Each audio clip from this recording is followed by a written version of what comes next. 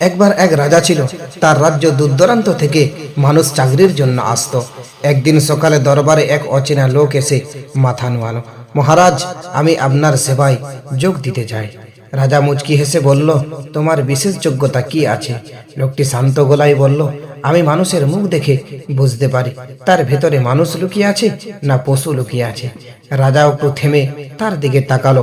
কৌতূহলী হয়ে তাকে রাজপ্রাসাদের সবচেয়ে প্রিয় ঘোড়ার আস্তাবলের দায়িত্ব দিল। কিছুদিন পরে রাজা তাকে ডেকে জিজ্ঞাসা করলো, আমার সবচেয়ে দামি ঘোড়াটিকে কেমন দেখেছ? লোকটি উত্তর দিল, মহারাজ, ঘোড়াটি বাহ্যিকভাবে খুব সুন্দর, কিন্তু এটি খাঁটি জাতের নয়। রাজার মুখে রাগের ছাপ দেখা দিল। তিনি সঙ্গে সঙ্গে রাজ্যের অভিজ্ঞ ঘোড়সাওয়ারকে ডেকে পাঠালেন। ঘোড়সাওয়াররা মাথা নোয়ালো ও বলল, ঘোড়াটি সত্যিই খাঁটি জাতের, তবে জন্মের পরপরই তার মা মারা যায়। ছোটবেলায় সে গরুর দুধ খেয়ে বড় হয়েছে। রাজা তখন চাকরটিকে জিজ্ঞাসা করলো, তুমি কিভাবে এমনটা বুঝতে পারলে? লোকটি বিনয়ভাবে বলল, মহারাজ, ঘোড়াটি যখন ঘাস খায় তখন গরুর মতো করে ঘাস খায়, কিন্তু খাঁটি জাতের ঘোড়া ঘাস মুখে নেওয়ার সময় মাথা উঁচু করে খায়। রাজা তার প্রখর বুদ্ধিতে মুগ্ধ হয়ে প্রচুর পরিমাণে পুরস্কার দিল। সব পাঠিয়ে দিলেন তার ঘরে। তারপর রাজা বললেন, তুমি এখন রানীর প্রাসাদে কাজ করো। কয়েকদিন পরে রাজা জানতে চাইলেন, আমার রানী সম্পর্কে তোমার কি মতামত? লোকটি শান্তভাবে বলল, রানী খুবই মার্জিত, তার আচরণও রাজকীয়, কিন্তু তিনি জন্মসূত্রে রানী নন। রাজা আবার হতভম্ব হয়ে গেলেন। সঙ্গে সঙ্গে তিনি তার শাশুড়িকে ডাকলেন। শাশুড়ি কিছুটা ভারী গলায় বলল, এটা সত্যি মহারাজ, আপনার জন্মের আগে আমরা আমাদের মেয়েকে হারিয়েছিলাম। তাই সম্পর্ক বাঁচাতে আমরা অন্যর এক কন্যাকে নিজের মেয়ে হিসাবে বড় করেছি। রাজা আবার চাকরটিকে জিজ্ঞাসা করলে, তুমি এটা কিভাবে বুঝলে? লোকটি বলল, মহারাজ, আসল রাজকন্যারা তাদের ভক্তদের সঙ্গে শ্রদ্ধা ও সৌজন্য কথা বলে, কিন্তু আপনার রানী ভক্তদের সঙ্গে আচরণ করেন এমনভাবে যেন ওরা কেবল তার আদেশ পালনের যন্ত্র। রাজা আবারও মুগ্ধ হলেন।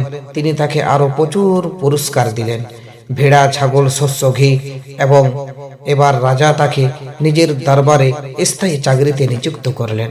কয়েক মাস পর রাজা একদিন মুচকি হেসে বললেন, তুমি তো সবাইকে চিনে ফেলেছ, এবার বলো আমার সম্পর্কে কি ভাবো?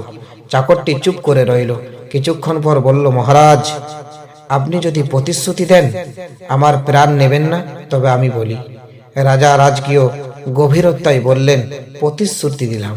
লোকটি মাটির দিকে তাকিয়ে বলল, আপনি রাজার সন্তান নন, আর আপনার আচরণে রাজরক্তের ছাপ নেই। রাজার চোখ লাল হয়ে গেল, কিন্তু প্রতিশ্রুতির কথা মনে পড়ল। তিনি সরাসরি নিজের মায়ের প্রাসাদে গেলেন। রানীমা গভীর নিঃশ্বাস ফেলে বললেন, হ্যাঁ, এটা সত্যি, আমরা সন্তানহীন ছিলাম, তাই এক রাখালের শিশুকে দত্তক নিয়েছিলাম, সেটাই তুমি। রাজা চোখ মেলে তাকিয়ে রইলেন, যেন পৃথিবীটা এক মুহূর্তে বদলে গেল। তিনি আবার লোকটিকে ডেকে বললেন, তুমি কিভাবে জানলে? লোকটি মৃদু হেসে বলল, মহারাজ, রাজারা যখন পুরস্কার দেন তখন হীরা, মুক্তা বা সোনা দানা দেন, কিন্তু আপনি যে পুরস্কার দেন, ঘি, ছাগল, ভেড়া, শস্য, সেটা রাখালের স্বভাব। তারপর কিছুক্ষণ নীরব থেকে বলল, মহারাজ, একজন মানুষের আসল পরিচয় তার মুখে নয়, তার আচরণে লুকিয়ে থাকে। পদ, মর্যাদা বা ধন সম্পত্তি যতই হোক না কেন, মানুষকে মানুষ করে তোলে তার ব্যবহারে। তাই আপনাকেও বলবো, নিজের ব্যবহার ভালো করে আপনি মানুষের সঙ্গে পরিচয় করুন। দেখবেন দোকানে দানিতে লেখা থাকে, আপনার ব্যবহারে আপনার পরিচয়।